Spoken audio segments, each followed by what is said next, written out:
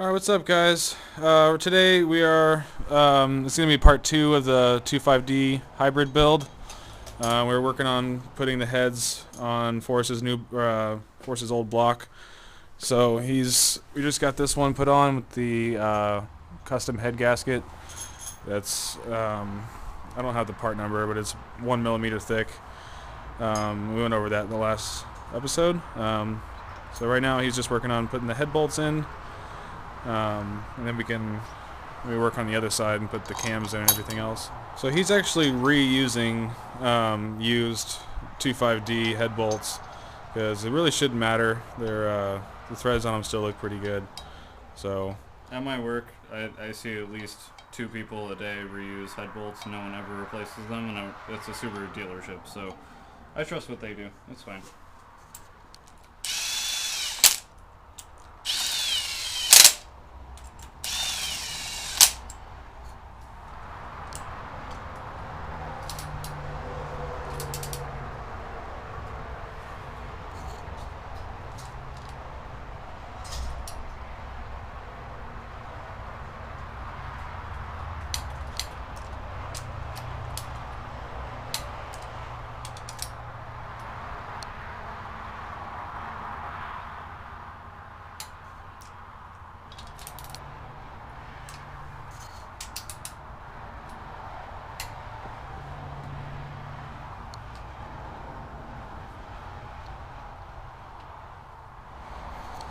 alright, so we're going to sit the other head down on here.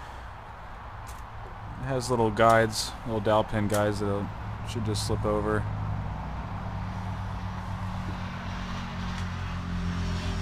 There we go. Okay, I just threw all the cams in. Just make sure you oil them beforehand, and I oiled the buckets before putting them back in. Those are shim over bucket style, so you have to make sure that either you keep them all in order and know which one came from exactly where and put it back where it came from, or actually measure it. I kept them all exact in order, so I'm pretty confident it'll be fine. Ideally you would check it also. I'm not really sure. I might come back and double check the valve lash and just make sure it's good to go, but they're all installed. And then I have the torque specs for these printed off, but I left it at work and it's the weekend, so I'm gonna come back and torque these down. But I got all 4 cams in, and I also swapped over the timing tensioner bracket. Since I'm going to the newer style tensioner that works a little bit better, and hopefully will last longer than my last one. But this is part of switching over to the dual overhead cam timing belt, is switching to the newer tensioner style, which I'm happy to do. And then also I had this plug here. This is a vent that is only on the EJ22T, and it's a press-in style vent, and when I got this block it was taken out, and I put it back in, but it was kind of a loose fit, so I RTV'd it, and it was still leaking, so that's what all this oil is from.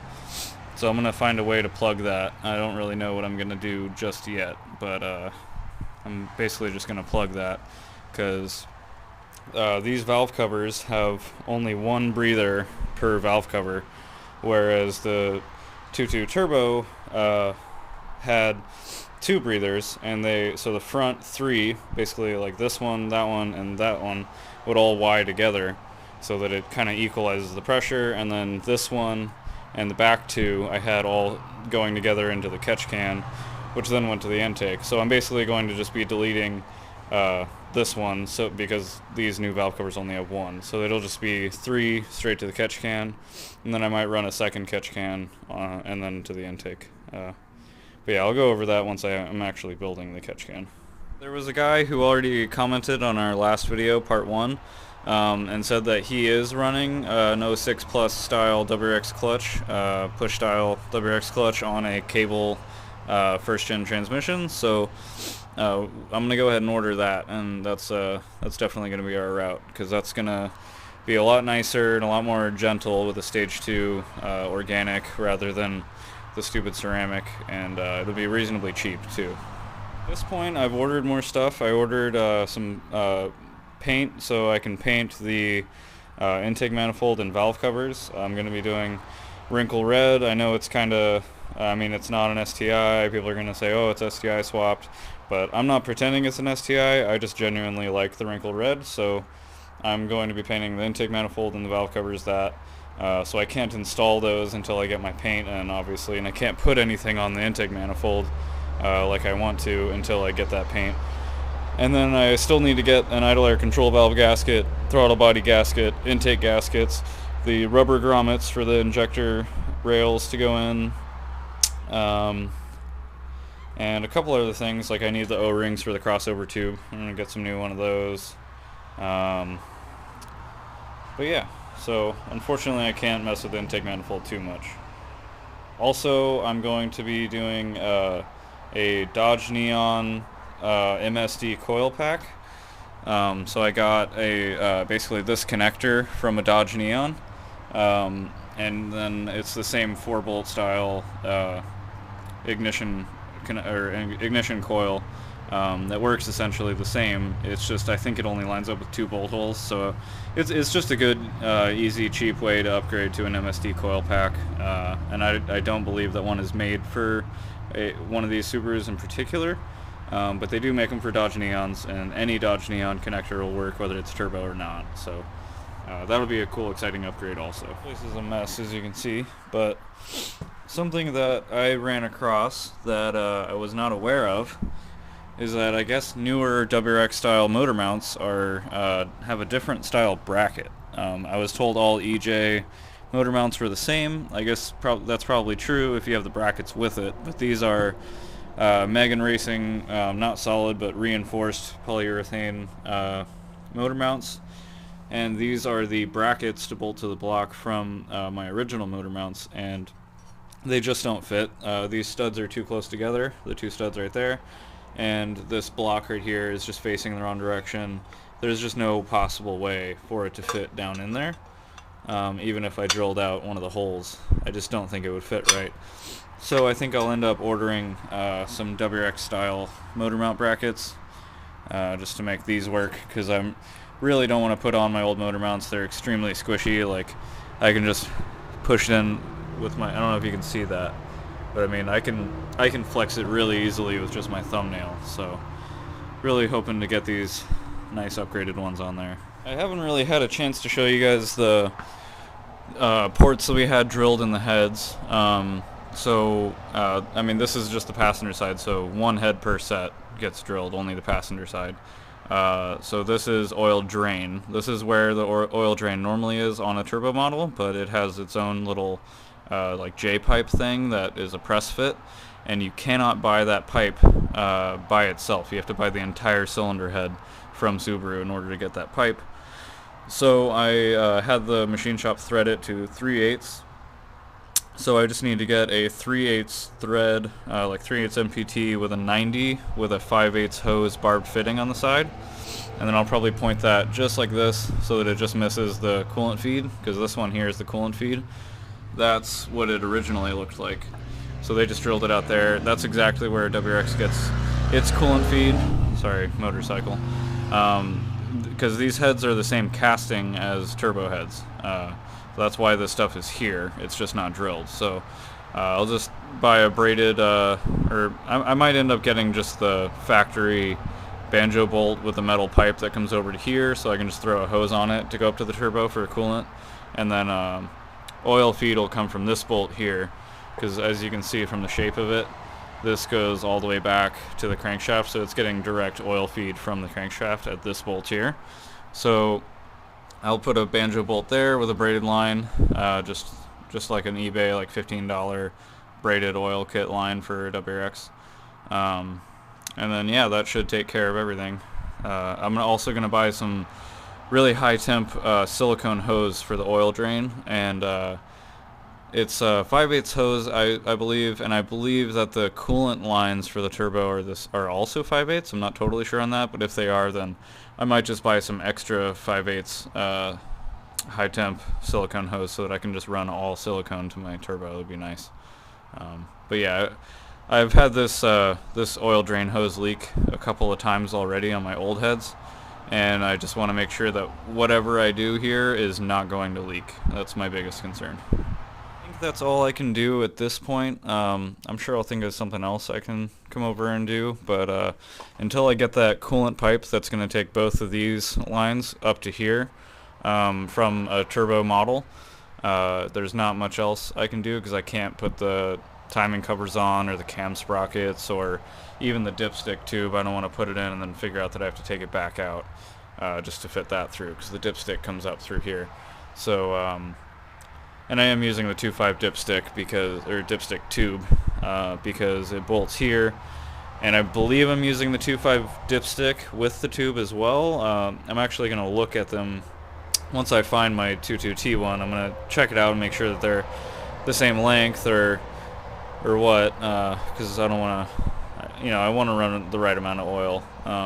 So I'll just see what's necessary. I'll talk about it when I install it, but I think for now I'm probably just going to come back to this once I get more parts in the mail, like the paint and all the stuff I'm just waiting on. It's been about a week. I put the valve covers on and tightened down all the cam caps and everything, and RTV'd these front two cam caps, 'cause that's what you got to do, and installed the cam seals, and that's same for both sides. And then we threw the exhaust on. I also cleaned up the block because it was leaking quite a bit and making a mess. So I'm gonna be fixing those leaks, but I just wanted to make it look nice. So I threw the exhaust on. I also painted the intake manifold with VHT. The brand is VHT Wrinkle Red paint. Kind of turned out weird, like down here where it ran, it kind of made some weird texture, but I think it still looks cool from far away and from above, so it'll work. So I'm just kind of mocking up the TD05 on here, and in order to run the intake up like I want to, so that I don't have to build my own fuel rails or fuel lines to go to the fuel rails and do like a parallel fuel rail mod, in order to run the intake underneath and get a WX power steering pump and a bunch of shit, I'd rather just run it up. So I'm gonna have to run it basically straight up, and it's not actually that restricted. I think that's actually a little bit better than it was with the 22T manifold. It's just that I have to point it up, so I'm gonna have to get another 90 here. But you can see how everything's gonna line up with the drain. So this is a fitting that I got for the oil drain. This is just 3/8 NPT with a 90 to 5/8 barbed fitting, and then so it'll be a hose coming off the bottom of the turbo here, and then kind of go at a weird angle into there. And I can turn this more. It's just that the coolant is going to go here, and I don't have the banjo bolt yet, so I don't know how much space I'm going to need. So I can always tighten it a little bit more to bring it to a more straight up angle. But I mean, I'm pretty happy with it. The intake kind of sucks, but I'm gonna have to. I mean, I kind of expected this, going to a different manifold and a bigger turbo with less room. So, and also this turbo going from the TD04 is about 3/4 of an inch longer on the outlet. So, like the TD04 ends about here. So, I'll just have to cut that silicone hose going to the Y pipe to the intercooler just that much shorter, which isn't a big deal, but I'm pretty happy with it.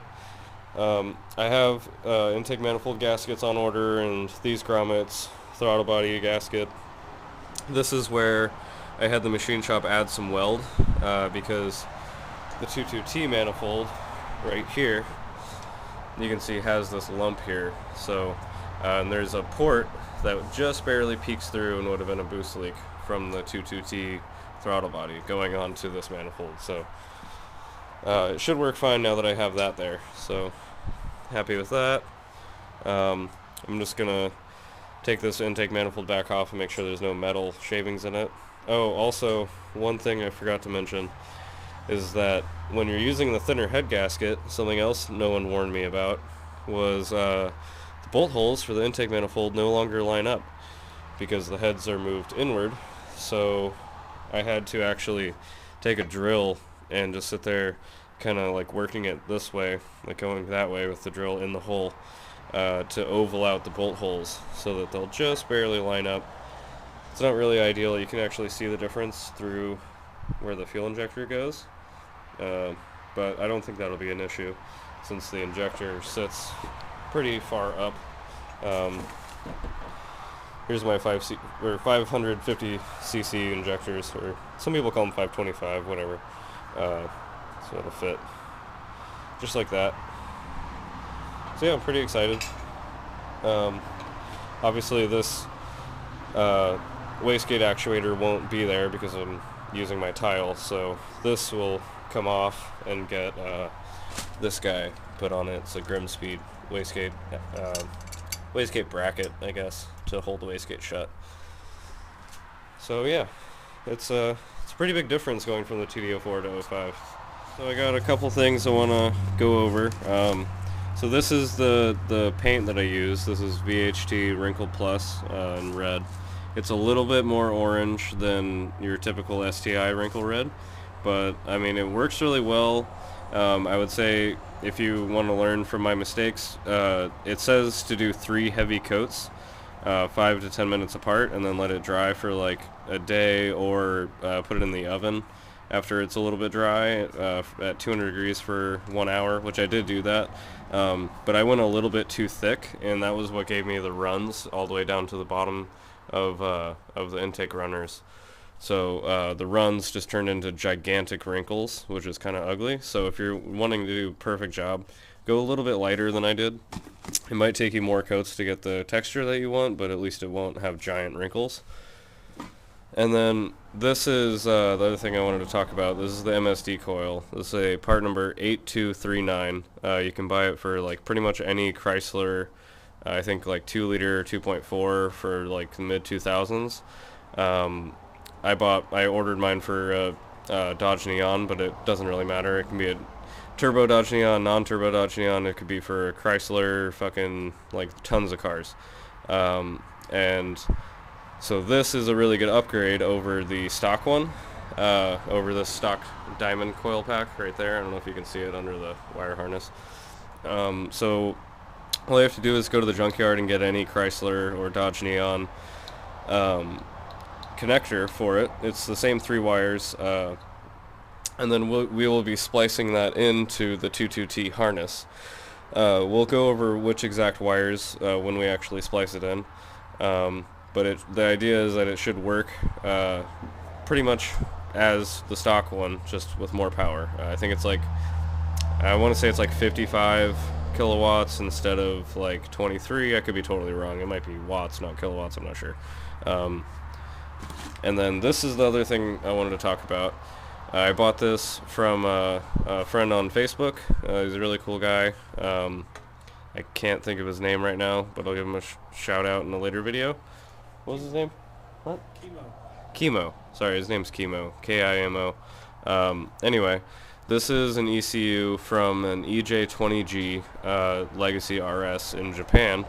So basically the same car in Japan came with the EJ22T, which is a phase 1 dual overhead cam 2 liter, kind of like the 2 liter version of this. And it plugs right in, with the exception of a couple wires that you got to take out of your harness for things that car didn't have.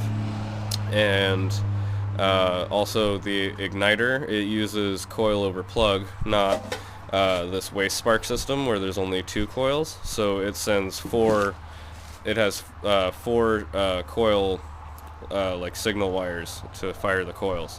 So you do a like an igniter conversion basically, and we'll be going over that later. And there's a guy named Rob. He has a business called Rob Tune, and he tunes first gen legacy ECUs as well as 20G ECUs for WRXs. And this ECU is tuned by him for 550cc injectors. It also has the rev limiter set at 7,500, which is a whole 1,000 RPM higher for me, and it has launch control set at 5,250. If you buy an ECU from him, or you mail him an ECU to be tuned, you can choose all of that stuff. He also takes out the fuel cut for boost pressure, so if you overboost, it won't fuel cut anymore. I think that's mostly just so you can turn it up as high as you want, but it's a safety feature that you will be doing away with. So this should be probably the biggest upgrade out of anything I'm doing. I mean, this is huge, even though it looks like just a stupid metal box from Japan. So we'll be going over, I still got to buy the igniter converter from Rob, and then we'll go over how to splice that in and everything and how it works. But yeah, so I'm pretty excited. I'm going to wrap up this video. In the next video, we're probably going to be, I'm going to clean up the coolant crossover pipe and get that on underneath there. We'll be working on getting the intake manifold set up with the throttle body from the 2.2 and the idler control valve from the 2.2.